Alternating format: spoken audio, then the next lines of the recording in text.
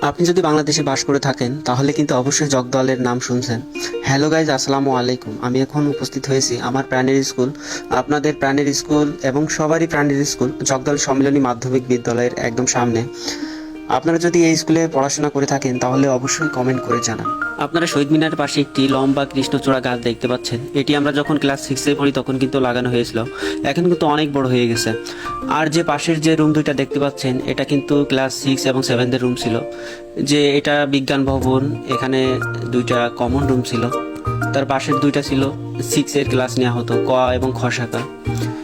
এবং সামনের যে মাঠটা দেখতে পাচ্ছেন, মাঠের কিন্তু করুণ অবস্থা, পিচের অবস্থা খুবই ভয়াবহ খারাপ, যেখানে সেখানে গর্ত, এখানে বল খেলা যায় না।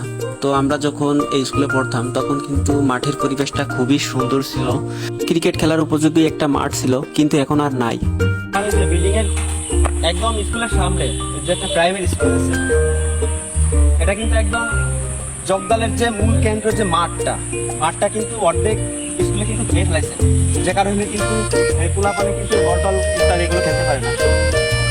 মূলত 6-7 বছর আগে কিন্তু মানুষজন ভালোভাবে খেলাধুলা করতে পারত, কিন্তু দিনের পরিবর্তনে কিন্তু এটা এখন দিন দিন হারিয়ে যাচ্ছে। আমরা কিন্তু একসময় প্রচুর পরিমাণ এখানে ক্রিকেট খেলতাম।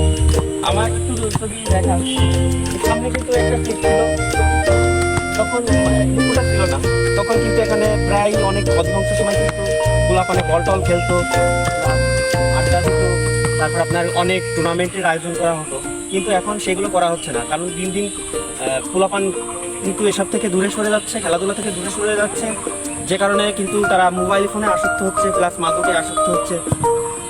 আরেকটা বিষয় হলো, আমরা যখন জগদল স্কুলে পড়ছি তখন কিন্তু আমরা বড় ভাইদের দেখা মাত্রই, যখন আমরা 6-7 পড়তাম, বড় ভাইদের দেখা মাত্র যারা 10-এ বা 8-এ 9-এ পড়তো, তাদের প্রতি কিন্তু আমাদের একটা সেরকমের বড় ভাই বলে আমরা তাদেরকে শ্রদ্ধা করতাম, ঠিক আছে, বা সম্মান করতাম।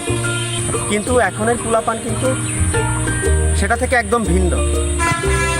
সো সেদিকে কথা বাড়াবো না, শুধু আপনাদেরকে একটা জিনিসই দেখাবো আসলে জগদল স্কুলটা দেখতে কেমন, এমন কি পরিবর্তন হয়েছে 10 বছরে, সেটাই দেখাবো।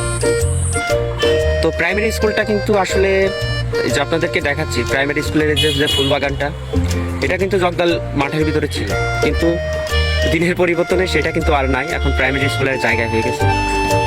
তো আসলে এই স্কুলটা যদি অন্য জায়গায় হতো, কিংবা ওই পাশে একটা প্রাইমারি স্কুল ছিল, ওই প্রাইমারি স্কুলের পার যদি হতো, তাহলে কিন্তু জগদল স্কুলের যে মাঠটা অন্তত সেটা কিন্তু বড় হয়ে থাকতো।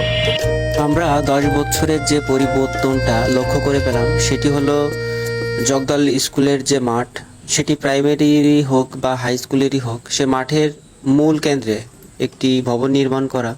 আসলে এই সামনে যে ভবনটি দেখতে পাচ্ছেন নতুন, এই ভবনটি কিন্তু এর উপরেই করলে পারত।